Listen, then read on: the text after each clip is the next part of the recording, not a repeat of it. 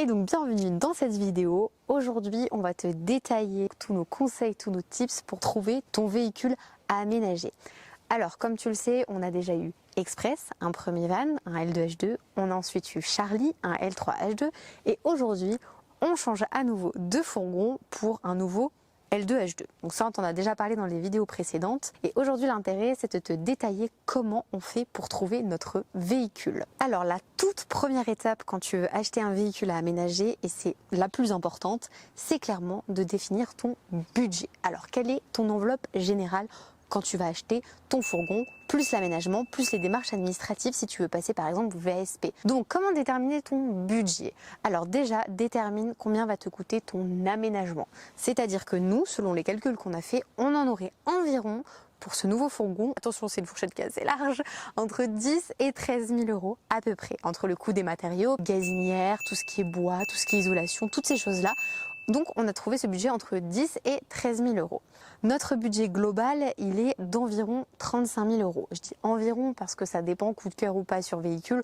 On peut un peu empiéter plus ou moins. Bon, si c'est moins, c'est mieux, on va pas se mentir. Donc si je compte notre aménagement qui nous coûterait entre 10 et 13 000 euros, on arriverait à un véhicule qu'on pourrait acheter à peu près aux alentours de 22 000 euros.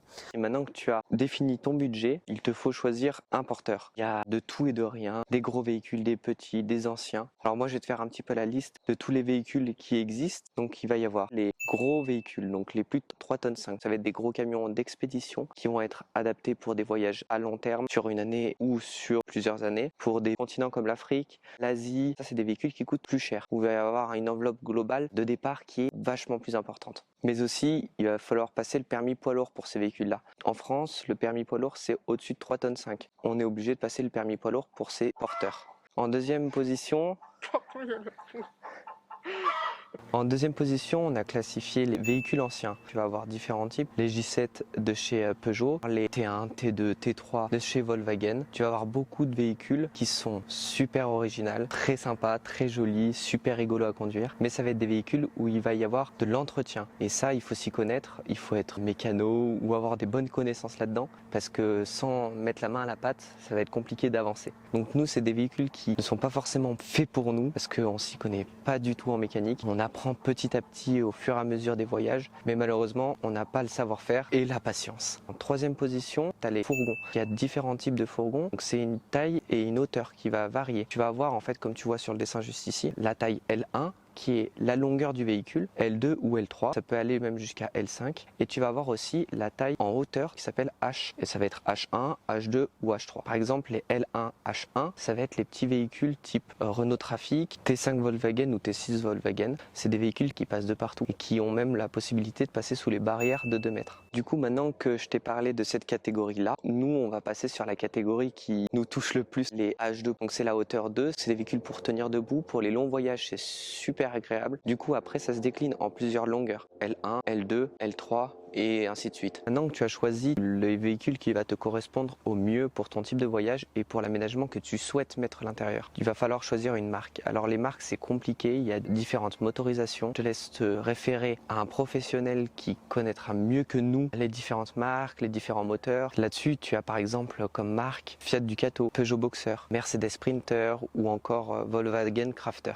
Attention, petite précision, certains modèles de véhicules sont plus larges que d'autres à l'intérieur. C'est le cas des Fiat Ducato qui font quasiment 1,85 m de largeur, contrairement aux Renault Master qui ne font qu'1,75 m. Alors maintenant que tu sais quel véhicule tu vas avoir, donc quel modèle, et que tu sais la marque que tu veux choisir, il va falloir du coup se concentrer aussi sur les caractéristiques du véhicule. Alors là, on va te parler pour nous, notre cas, ce que nous on recherche. Bien évidemment, ça peut être adapté à n'importe qui et c'est ton choix après, à toi de voir ce que tu préfères. Alors on va parler surtout d'un point qui est très important, c'est l'année de ton véhicule. Choisir un véhicule qui est plus ancien ou un véhicule plus récent.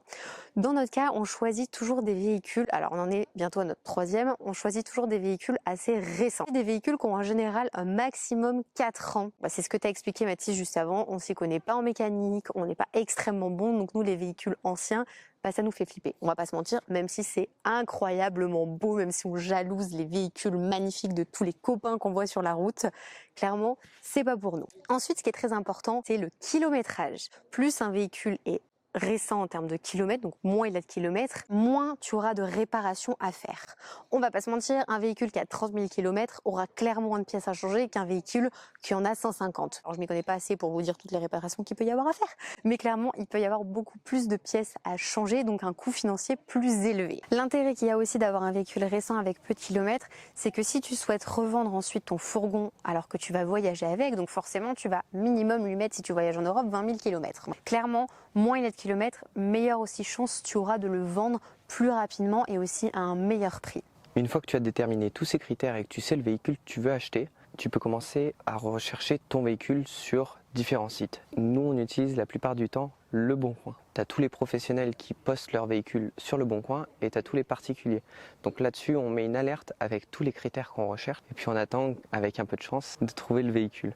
Fais attention quand tu recherches ton véhicule, souvent le prix est affiché en TTC sur l'annonce, mais ça peut arriver qu'il soit affiché en hors taxe pour les entreprises. À bien vérifier, parce que si c'est du hors taxe, le prix va changer et va augmenter de 20%.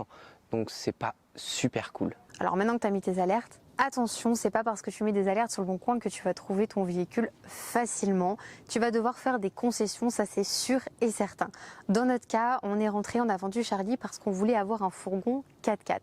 La grosse problématique du fourgon 4x4, c'est clairement le prix. C'est un prix exorbitant. Si on regarde les Volkswagen Crafter en 4x4, on en a pour quasiment plus des fois de 45 000 euros. Donc c'est déjà une des grosses concessions qu'on va faire. Alors ça ne nous empêchera pas un jour de faire du 4x4, on va pas se mentir, hein. Je pense qu'on achètera un 4x4 dans quelques années, mais un vrai 4x4 type un peu Land Cruiser comme les copains Aston Van Life, leur magnifique véhicule qui nous fait clairement de l'œil, on va pas se mentir. Et il y a aussi l'option toit relevable qu'on avait envie d'avoir. On voulait un couchage en fait sur le toit.